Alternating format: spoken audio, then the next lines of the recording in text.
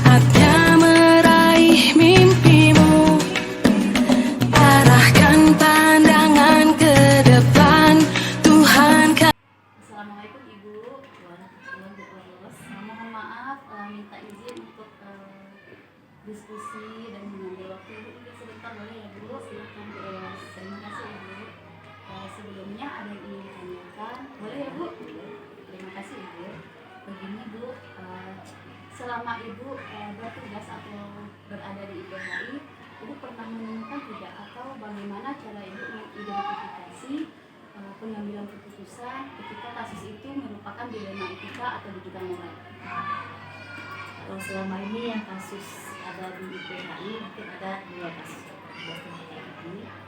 Jadi karena sekarang posisi yang terjadi di sini karena ibu kepala sekolahnya yang lagi sakit, mungkin sudah beberapa bulan, jadi saya menggantikan posisi tersebut Sebagai PRD-nya. Jadi karena saya harus rangkap dua kerja, yang pertama sebagai guru, yang kedua sebagai PRD. Jadi apapun kondisi masalah harus kita jalani. Yang penting sekolah ini berjalan dengan alurnya. Kemudian karena kasus tersebut ada 3 orang guru yang harus mengikuti CGP dan 1 guru harus mengikuti PPG-nya. Jadi karena kasus tersebut kita harus dilemanya yang sangat sekarang ini gurunya yang sangat pas.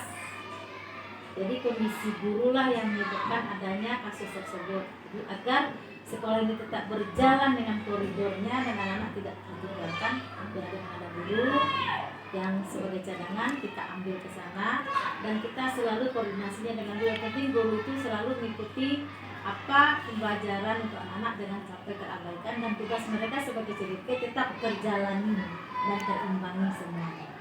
Tapi dari sisi lain gurunya tidak berada di tempat karena mengikuti program yang sudah ada ya Bu. Di sisi lain anak-anak mungkin agak tertinggalkan oleh gurunya ya Bu.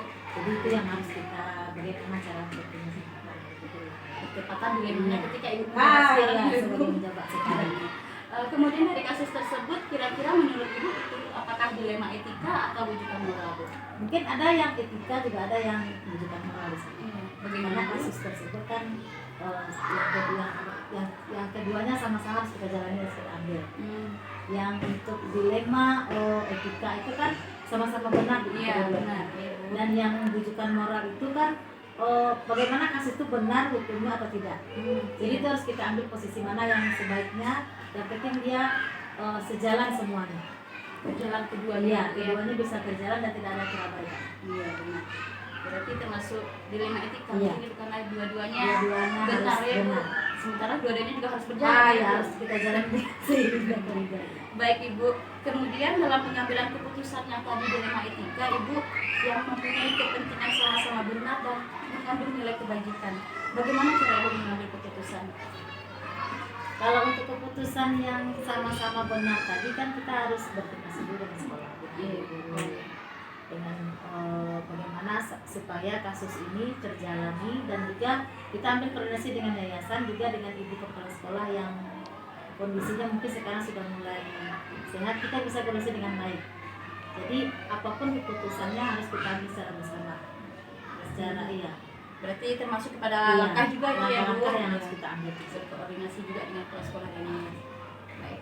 Kemudian Ibu, hal-hal apa saja yang selama ini Ibu anggap efektif dalam pengambilan keputusan pada kasus-kasus dilema etika? Iya, kalau dalam kasus dilema etika kan kita harus secara efektif dengan ibu guru semua berkoordinasi supaya keputusan tersebut yang kita ambil harus benar untuk menjalani semua kegiatan. Berkomunikasi baik dengan semua guru.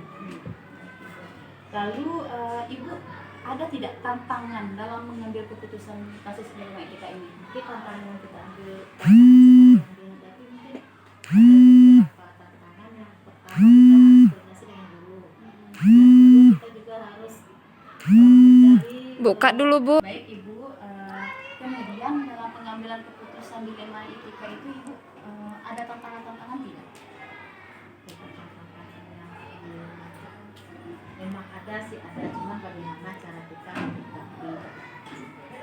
Jadi ada dilema dengan guru, dengan yayasan juga, dan juga bersama ibu ketua sekolah. Sama saya jadi PRT, jadi harus kita koordinasi itu harus ada terus. Kalau tidak ada, maka dilema itu akan susah kita jalani. Berarti memang kuncinya komunikasi Kuncinya dan komunikasi yang baik dan koordinasi yang baik dengan semua kalangan yang ada di PHI. Kemudian dari kasus ibu tadi juga mungkin bisa ditentukan juga ibu memiliki tata kala atau jadwal tertentu dalam penyelesaian kasus tersebut tidak Bu? Mungkin jadwalnya tidak ada. Kapan kasus itu ada, langsung kita selesaikan. Jadi kasus itu tidak ada penumpukan di sana. Jadi langsung clear hari itu juga kita selesaikan. Jadi sama-sama baik, jadi jalannya pun menjadi bagus. Semakin cepat semakin Semakin baik cepat ya, Ibu. semakin baik. Kasusnya ya. Baik Ibu. Selanjutnya, apakah ada seseorang atau faktor-faktor yang selama ini membantu Ibu dalam pengambilan keputusan dilema etika? Kalau yang membantu mungkin semua guru. Jadi apapun harus yang kita hadapi itu semuanya sama guru harus kita koordinasikan, karena walaupun sekarang kan tidak ada posisi di sekolah, hanya sebagai PRT. Jadi apapun kasus yang kita hadapi sekarang, kita harus koordinasinya dengan guru dulu. Setelah dengan guru, dengan teman-teman semua, baru kita nanti kalau seandainya tidak putus, tentu kita harus lalu baru kita ke kepala sekolah. Seandainya tidak juga, baru kita ke yayasan. Jadi itu saling berkaitan. Baik, Ibu. Nah, kemudian dari semua hal yang telah disampaikan tadi, Bu, pembelajaran apa yang dapat Ibu petik dari pengalaman dalam pengambilan keputusan dilema etika? Pengalaman ini yang sangat berharga selama menjadi PRT, karena sebelum itu belum pernah dialami. Nah, inilah saya mengalami pengalamannya, bagaimana menghadapi guru, bagaimana menghadapi semua kasus, bagaimana menghadapi setiap adanya masalah dengan masalah.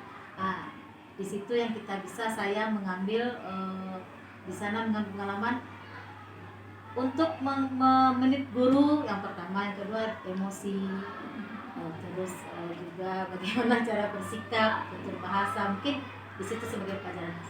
Pengalaman berharga bagi Ibu sekali. Hal-hal yang Ibu jalani sekarang menjadi pengalaman berharga Iya. bagi Ibu. Baik Ibu, mungkin hanya itu Ibu pertanyaan untuk saat ini. Iya. Terima kasih juga Ibu atas sharing Ibu untuk hari ini. Mohon maaf Ibu apabila Sama-sama. waktu Ibu tersita pada saat ini Bu. Sekali lagi terima kasih Ibu. Sama-sama Bu. Semoga berjalan dengan lancar. Amin. Terima kasih juga Ibu. Assalamualaikum Iya, Ibu. Waalaikumsalam. menuntunmu.